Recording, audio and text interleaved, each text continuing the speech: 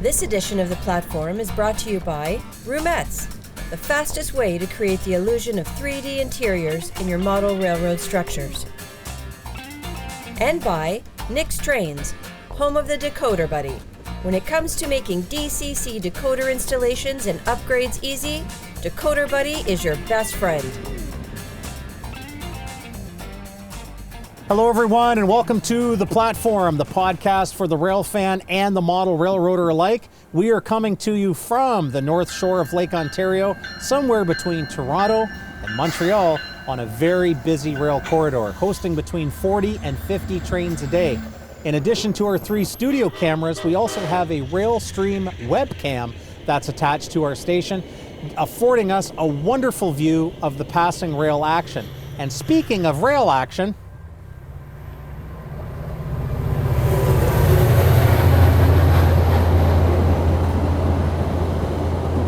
that, ladies and gentlemen, is exactly why we have the platform where we have the platform. Perfect timing. My guest today has been in the railroad game for 41 years, and he tells me he was the last surviving Conrail employee from the Canada Southern Division. My guest today, David Parker. Dave, welcome to the platform. Well, it's good to be here. I guess I probably should word that a little better. It makes it sound like everybody died off one by one. They probably did. You were one of the last guys to be on the payroll at Conrail in Canada. I was probably one of the last guys hired by Conrail in Canada too. So okay. I was. Well, let's back up and start with that. So tell us where it is you were born and where you grew up and how it is that you came to want to apply for a job on the railway. Well, I was born in Peterborough, England, back in 1960. And Peterborough was on the London to Scotland main line, the East Coast main line. And got interested in trains. We used to go and hang out on a bridge watch the trains go by, the high-speed old diesel Deltics. And so, you know, back then, you were a kid. You were a train spotter. You used to write the numbers down, put them in a little book, which I still have somewhere. And then gradually I moved on and got a camera. It wasn't a very good camera, but I took a few pictures. And in 75, we ended up moving to Canada. And we ended up in Windsor. Windsor, Ontario. Windsor, Ontario. Okay. So I was still interested in trains, but I didn't know where to go. And, you know, so I ended up finding the old station in Windsor. And at that time, it was Penn Central. And there was an operator in the station. I got, talking to the operator, and it turns out he's a rail fan, Mike McElwain, which some of you may have seen his photographs. Mike McElwain. Yeah. And he owned a hobby shop for time. A little bit, yeah. He had a little. What was it called and where was it? It was called Canada Southern Hobbies. Okay. And it was in a couple locations in Windsor. It was on the East End. And it lasted a little while and then Mike gave it up, sold it. But, it was... I used to go down to the station. I met these guys. There was Mike McElwain and Ken Annett, and they were both rail fans. And they used to do a lot of photography, Kodachrome, using Kodachrome film. And they got me switched to Kodachrome, and they invited me to slideshows. And they used to have a slideshow in a group of Windsor and Detroit rail fans. And they'd meet every Tuesday. They'd meet at one guy's house in Windsor, and then the next Tuesday over in Michigan somewhere.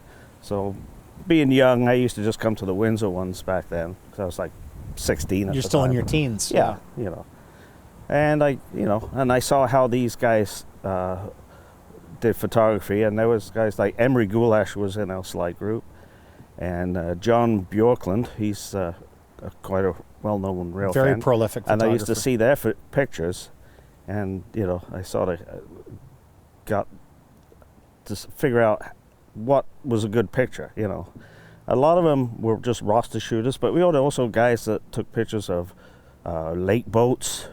We had guys that took pictures of buses or fire engines, anything that moved. So it was more of a transportation group, but mainly trains. So the railroad bug was in you. Yeah. So when I got out of high school, I wanted to get on the railway, but, and then I think it was Mike mentioned, he goes, oh, they're hiring a clerk down in the yard. So I went down there, talked to the supervisor down there, and he this question was basically, well, who do you know? And I said, well, I know Mike. And he goes, oh, you're one of those train buff guys, blah, blah, blah. Anyway, I got hired. Basically, he says, can you type? I'm like, yeah. Sure. Sure, I can type. I can, you know. Anyway, so I got hired on as a car control clerk. And this was in 1979. And by this time, it was Conrail. So I got hired, and it was, you know, I could walk to work. It was just down the street from me, so it's pretty convenient. So let's pause here for a second, Dave. A lot of people in our audience are going to think, now wait a minute, hold the phone. Conrail's an American outfit. What's Conrail doing in Windsor, Ontario, in Canada? Can you give us the Coles Notes version of what Conrail was doing in Canada? Well, most people in Southern Ontario would know this, but back years ago, Michigan Central, or the Canada Southern, built a line from Niagara Falls to Amherstburg, Ontario, which is on the Detroit River right at the tip. Over the years, it became Michigan Central, and then through everything, it became New York Central, and by that time, the line to Windsor was built. Then it became Penn Central, which became Conrail. So Conrail had this line through Ontario. Well, Conrail was mandated to run a railway in the US, so they really didn't want the Canadian portion. By law, they sort of had to get rid of it. So there was a big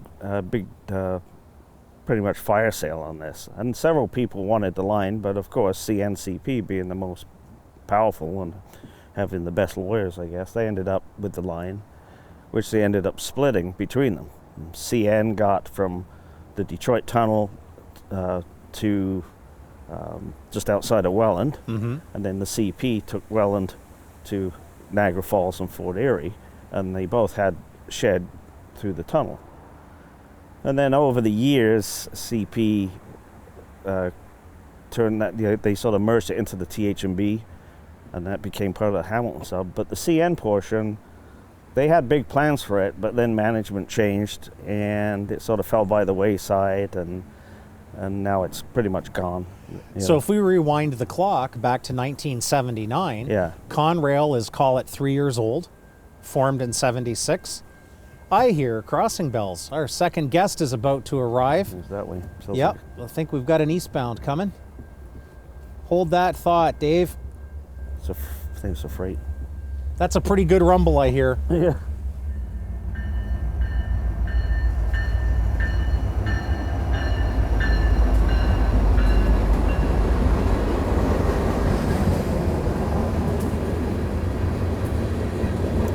Look at the snow on the tank cars. Yeah. Plus the 2400. Not gonna see too many of those.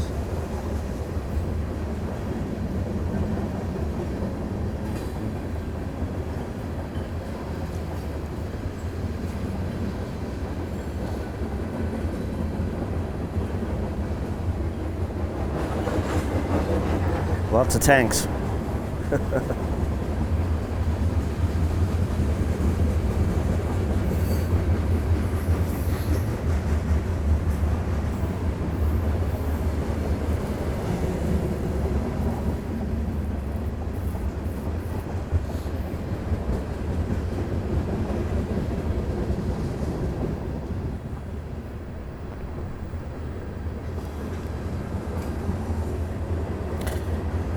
Edit in a good train.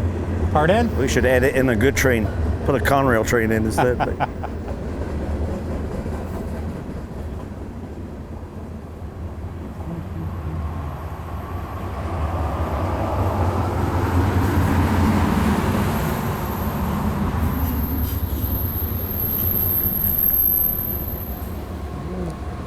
There's the Deep.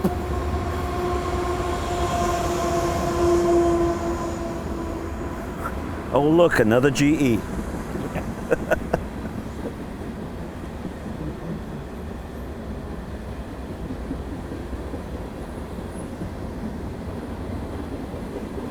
Somebody got some snow somewhere. Yep. Wonder if these cars are out of Sarnia. Hard to say.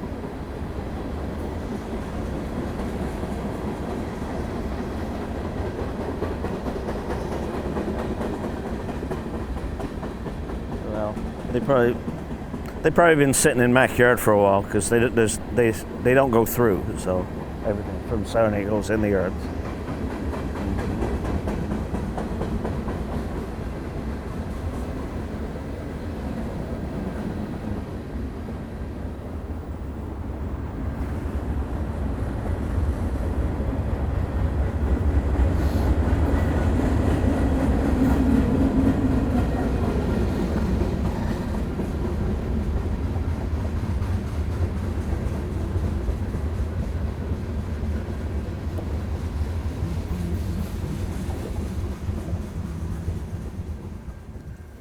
David, we've got the noisiest neighbors here at the platform, but we always like it when they come outside and say hi. That was great. So if we're rewinding the calendar back to 1979, Conrail is about 3 years old, and here comes 19-year-old David Parker, and you get a job as a car control clerk at Conrail's Windsor, Ontario yard. Yep. So tell us a little bit about the application process, the training, and sort of what it was to be a car control clerk in 79. Well, like the application for the job itself? Yeah. Yeah, it's pretty much show up at the yard office and can you type and you're hired. Back then, who do you know? You know, it was, Mike, I know Mike. Yeah, I know Mike. Oh, okay. You know. You're one of those trained guys. Yeah.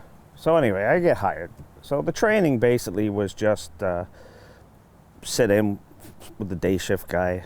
And there was quite a few clerks back then, so of course I get this guy that's like super hyper and he's just, papers are flying all over the place and I'm thinking I am never gonna figure this out.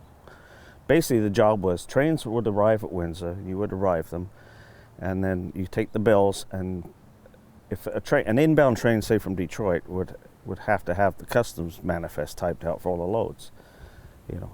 So you would type out the manifests, and then you would make a switch list for the yard master, you know. And at the same time, the CP could be delivering cars. So now those aren't in the Conrail system, they're from CP. So you'd have to type in all the information, you know, from the car number, and then, you know, the destination, the customer's name, the you know, what's in it, the weight, and you know, then we'd have the way freight from St. Thomas, or you might have a delivery from the Essex terminal or to the Essex terminal.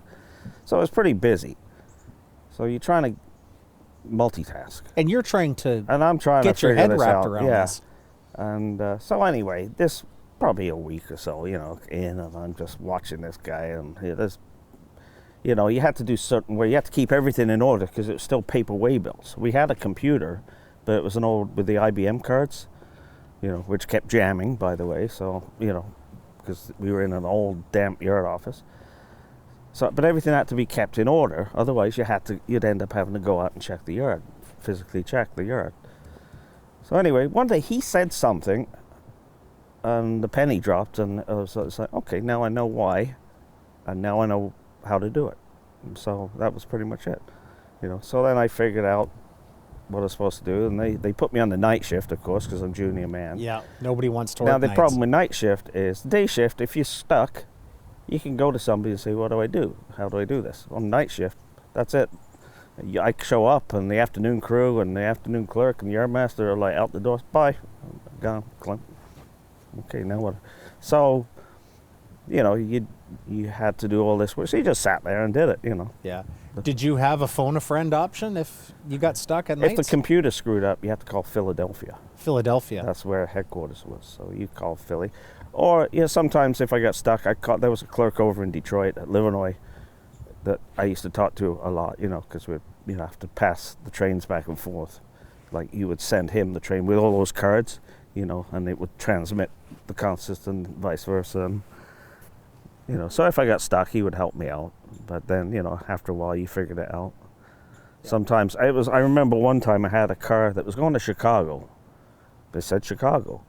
But the interchange was the Chicago Heights Terminal and Transfer, the CHTT, which was part of UP Mopac or something back then.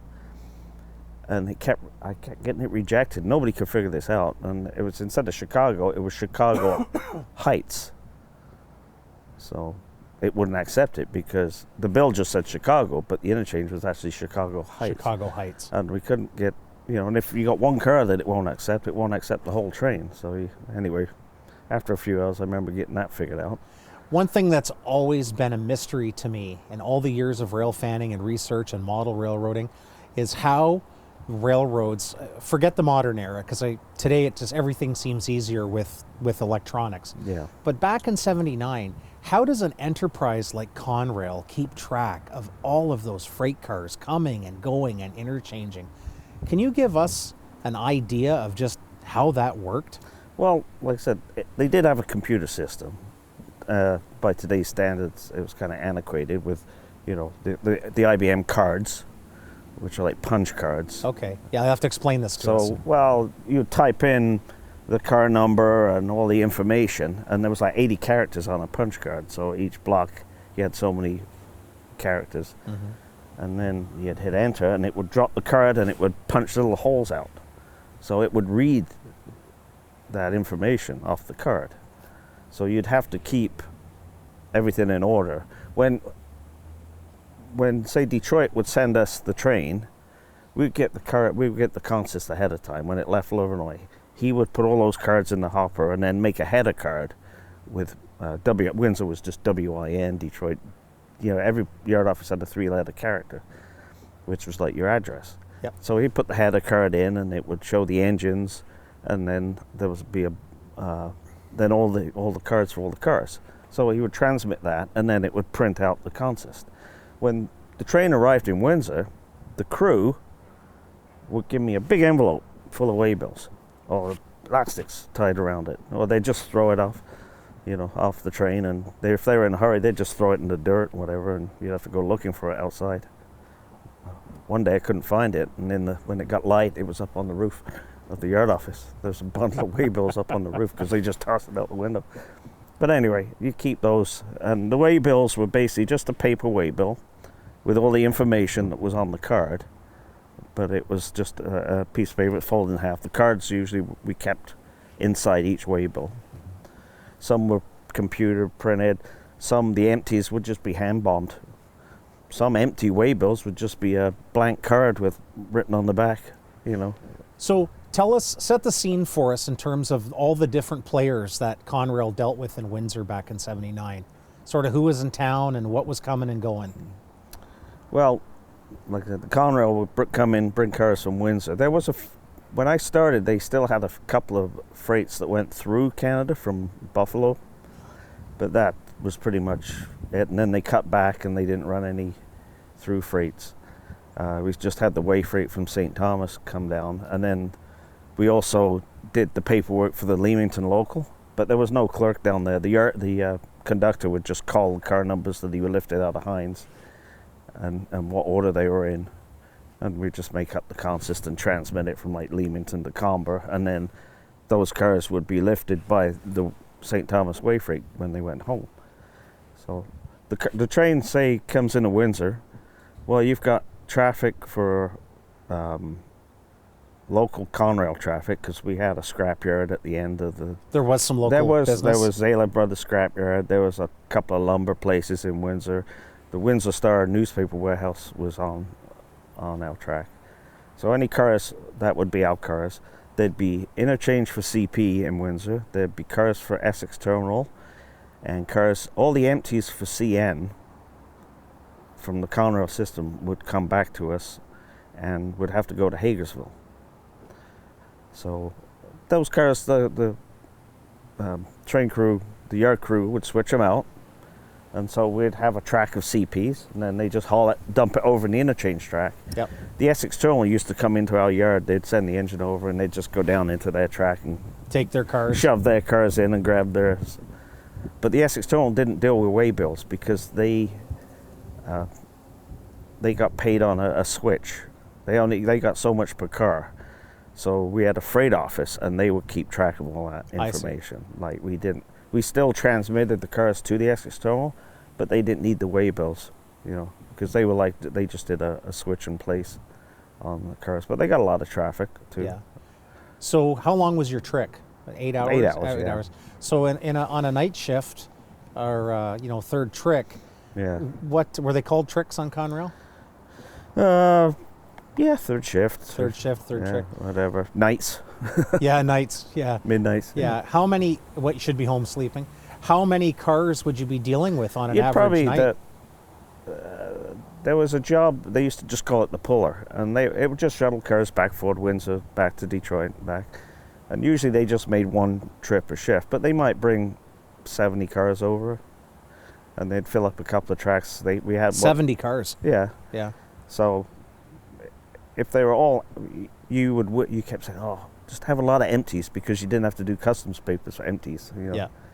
Customs only cares about loads. Yeah, they didn't care about the empties. Yeah. So the loads, you had to do you had to type up manifest for the loads.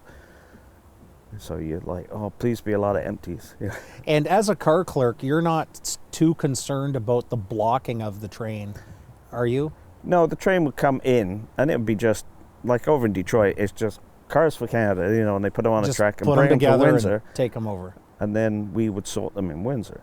We had the electric yard, where the Detroit trains would come into the electric yard, which it wasn't a very big yard, so you used to have to probably make 2 cuts to bring them in the yard. And then we had a classification yard. We didn't have a yard engine on midnights when I started.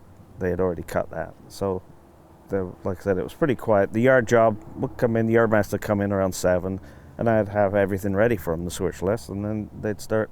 So you actually made out the switch list? Yeah. Okay. Yeah. And then I would make the list, but the yardmaster would just write on it what tracks he wanted the cars to go in manually. Yeah. So then the yard engine would come on duty, and they'd go down to the station end and tie on a cut of cars, and then they'd start classifying it into the class yard.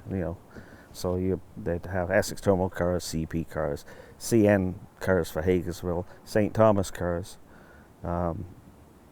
Anything. We still had quite a lot of customers online, like grain elevators, like at Essex, Maidstone. That was sort of the last of the traffic, wasn't it? But most of that got switched on the westbound run from St. Thomas. It seemed like the westbound did most of those. There was a local that came out of St. Thomas that did that.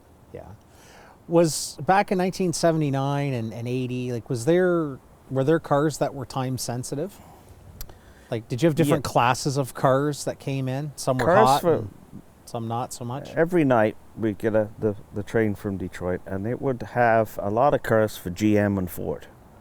These cars were going to CP, and they were usually pretty hot. We had to get those out first thing, because they made a connection with CP 904, which left Windsor around 10:30 out of Windsor. And that traffic had to be on 904. That traffic. So our crew, first thing they did was start getting all those tracks classified, and then get the cars over the interchange for the CP to pick up. Then they would take them over, and then they would have to figure out, they would have to still marshal the cars over there, because we wouldn't sort the cars for CP. They're just CPs. If there was empties or cars of other product, boom, just shove them into the interchange. And we had 4 little interchange tracks. Yeah. They probably only held about 30 or 40 cars each. Yeah. But we'd fill them up, and they'd come and get them, and then they had to marshal those cars, because I used to get a call every morning from a GM guy in Oshawa, and he would know, what cars you got for me? What cars came over last night? And then we had the GM in the St. Therese, Quebec. They would come over, and then we had all the Ford traffic for Oakville. And it was all time sensitive, so CP would put it on 904. And away it would go. Yeah. So the yardmaster at Conrail and the yardmaster at CP, they work pretty close together. Like, sometimes we wouldn't even shove them in the interchange. We'd just shove them down what they call the old CP main, which is now actually the CP main. And those guys would just tie on the other end and go, Like, the crews would just hand off the cars. What would an average string for CP be like every day?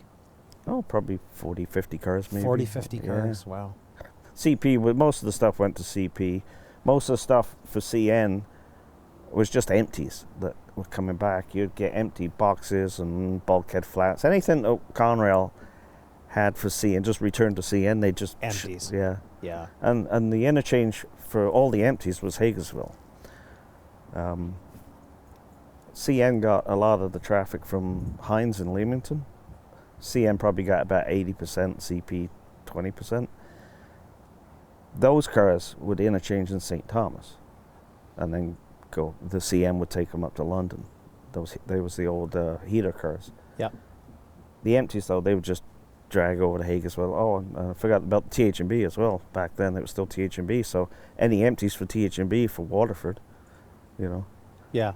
They would be routed back through by the CN? Yeah. They'd go CN? No, they would go Conrail to Waterford. Conrail and to then Waterford, TH&B would pick them up back when they went to Waterford. Yeah. So how long did you do the clerk job? Not long. Because I was on the bottom, I was on the spare board. I would work, and then, you know, all the guys would have vacation time, and then they probably wouldn't have any work for me. So I'd get laid off, and then I'd get called back, you know, for a few weeks, and which I didn't mind at the time. You know, I didn't have any family to take care of. I was just single, so, you know. And then I'd just get my unemployment from the U.S., which was kind of interesting. Because Conrail was an American. Because Conrail was American, we paid into U.S. railroad retirement, which did your unemployment. So you just filled out a card for the days you didn't work, and they gave you $25 US a day or something like that. Wow. And, you know. Yeah, that worked out in your favor back then. Okay. With the dollar.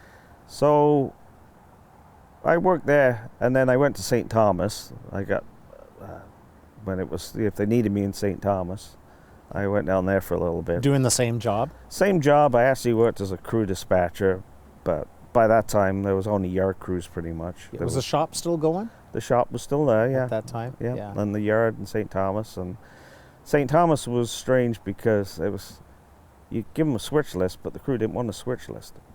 And there was no yard master. They had a footboard yard master, which was basically the conductor.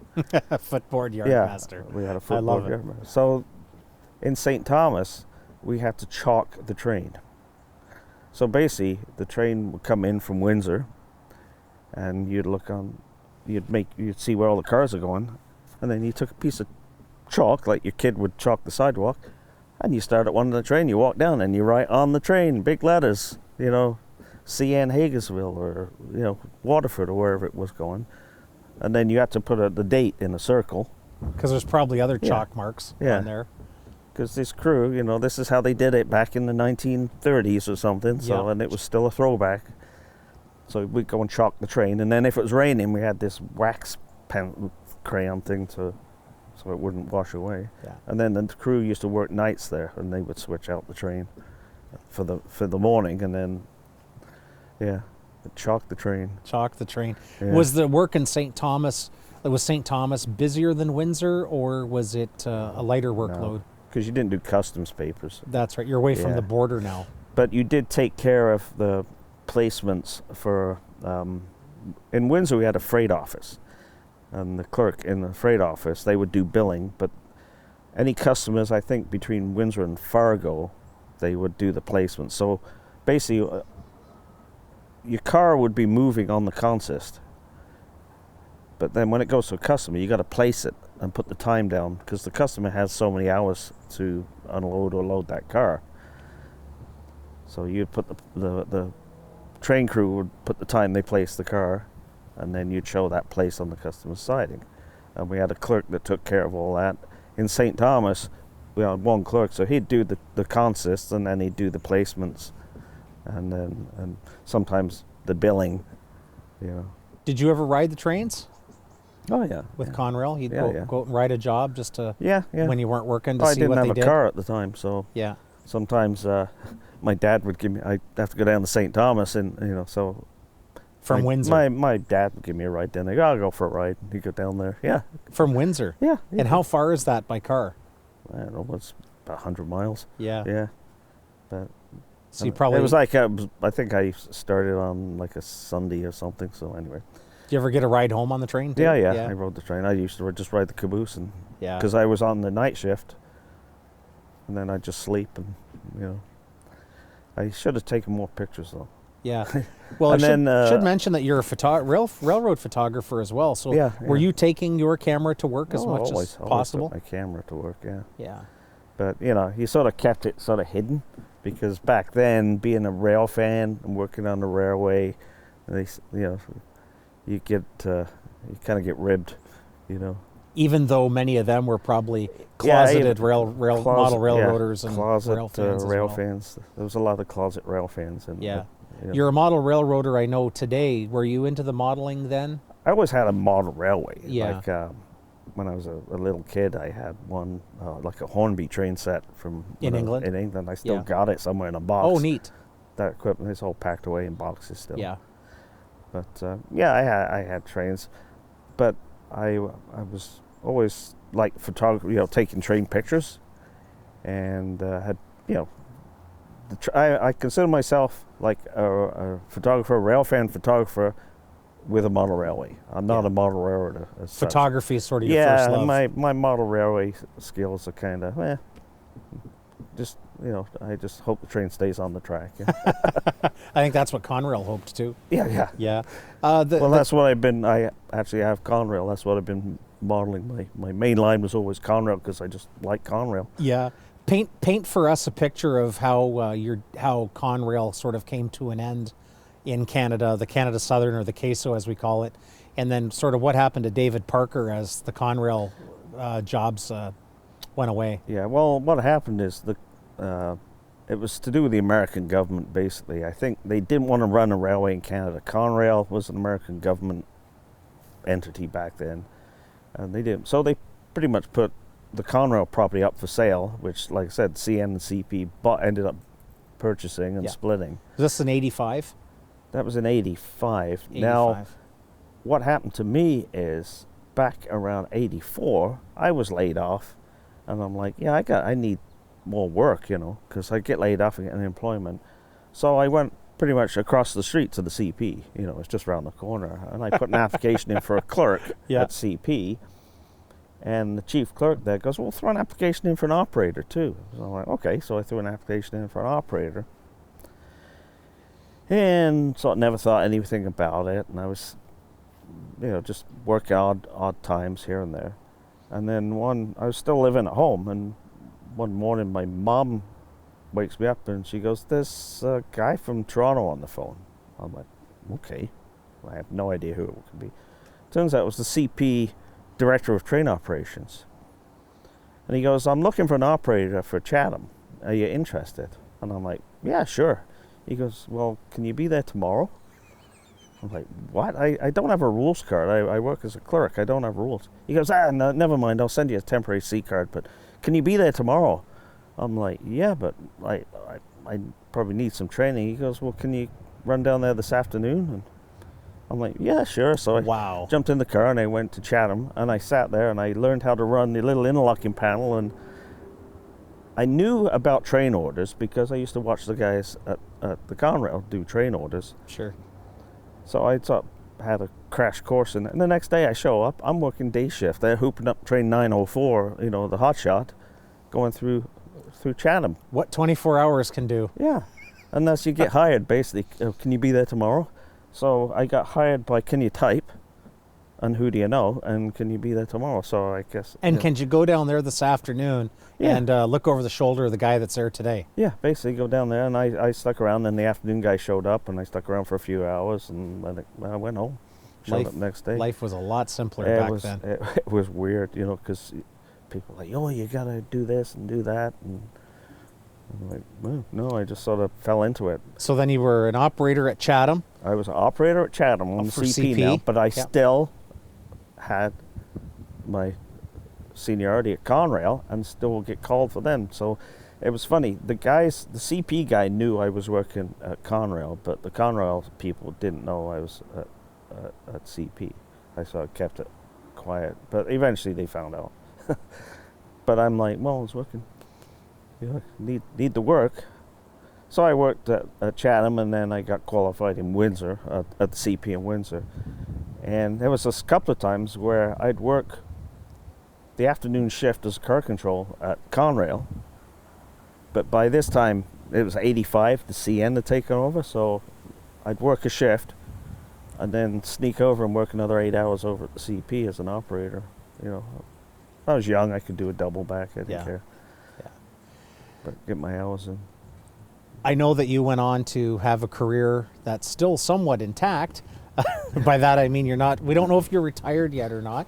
but you went on to have a career with CN in the dispatching and rail traffic control. I want to talk to you more about that another day, but before we go, David, tell us a little bit about your photography and what you shoot and where you shoot, and a little bit about your railroad photography. Well, like I said, these guys that I met through it wasn't really a club, it was just a bunch of guys getting together for slideshows. And we ended up, every year, there was a bunch of us would go on our annual, we'd just go on a trip. And we used to go, it was mostly in the States, because most of the guys were Americans, but we did trips down to Texas and California, and we'd go for like 7 days, you know. Yeah. And just take off. And what did it take money-wise to, what was the cost to produce a decent slide back in the 70s? Well, I can't remember. The Kodachrome film, like when I started, was probably about $7 or $8 a roll. For 36? Yeah, 36. And Canadian Kodachrome was prepaid. American Kodachrome wasn't. So by prepaid, you mean it included the processing? Yeah, so once you had it, you'd send it to Kodak, which was in Toronto, and they process it and send it back. In the States, you had to put it in you had to buy envelopes that were Wow. Anyway. What a different and what world. happened in with us, the Canadians would buy the stuff. As soon as you finished it, even if you're on a trip, you just mail it. You take the mailers with you, and they were prepaid, and you'd put stamps on them, and you'd mail them. When you come back from a trip, your slides would be already in. What year did you make the switch to digital? Oh, well, pretty much when, I'm not sure the exact year, but when Kodak stopped making Kodachrome.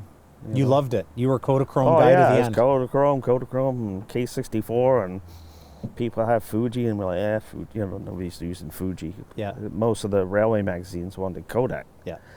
And, you know, I thought, well, I guess I won't be taking pictures anymore because of digital. Because back when digital came out, so those little snap cameras, and my wife had one of those, and it was great. You took the picture, and by the time it decided to take the picture, the train's already past you, you know, so that was useless. Yeah. But then they came out with the newer cameras. And are you self-taught on cameras? Pretty much, just, you know, get along, you know, friends and that. We figure it out. Yeah. Yeah. I have a lot of respect for those who can take an excellent photograph. But digital now, and I really like, and I know you know people that like digital. Mm-hmm. The film, it was pretty, you know, you didn't know what was going to happen until you got your slides back. Yeah, it was I a bit remember of a gamble. going on a trip. I went down to Altoona on Conrail there, down Horseshoe Curve. And halfway through the trip, I must have done something and changed the setting on my camera, because I got several rolls back were nice, and then the next bunch of rolls were all washed out. It looked like Monday morning's wash. They were all bleached out because no. I accidentally hit some kind of one of the settings. I think it was the ASA setting. Yeah. Didn't realize it till I get my slides back, and it's like, great, they're all ruined, you know. Do you have a Flickr account or any way that our audience could check out your photographic work? I have Flickr. How would they find it? Well, just David Parker, but I think it's also says RTC Dave 60. RTC Dave 60. Yeah, that's or kind of my handle. David Parker in Flickr. Yeah. You even have some nice Woodstock shots. Yeah, I got a mix on Flickr there because I live near the Welland Canal, so I got lots of boats. I used to live right near the Detroit River, so I got some lake boats, mostly trains. Just lately, in the last few years, I used to take my kids down by Pearson Airport to watch the planes and start taking plane pictures, you know. Mm-hmm. I don't really know what I'm taking pictures of, but yeah, it's kind of cool. Well, I've looked at a lot of them, and they're excellent. Dave, I want to have you back to talk about your career as a CN dispatcher, and we'll get into more of the meat and potatoes of that on another day. But I want to thank you for taking the time to sit out here in the cool sunshine. Not a problem. And talk trains. Yeah. I never thought that we would see the end of Big Blue in 1999 when Conrail split, but alas, it's happened, and it's nice to sit here and have a chat with you and reminisce about a little bit of the Canadian bit of Big Blue. Well, I find with the railways, things change so much. You know, you always think places are going to be there. Like the station in Windsor where I started rail fanning there. I'm like, you know, I said, one day I'd love to buy this place and it had a huge waiting room. It'd be great for a model railway. Unfortunately, it got vandalized and torched, and it was a beautiful place, and now there's nothing there anymore. Yeah. So things you think and especially with the railway, it changes so much, you know. Yep. That's why we preserve it. Yeah. Thanks so much, Dave. And thanks everyone for joining us today on the platform. If you've gone through YouTube and you've watched every episode of our video show, this would be the time to let you know that on Spotify, we have an entirely different show that we put up monthly called the Platforum Station House Audio Series. You can download Spotify onto your tablet, smartphone, or computer. You can search the Platforum and you'll see those audio episodes there. Thanks for joining us. I'm Bob Fallowfield. We'll see you next time on the Platform.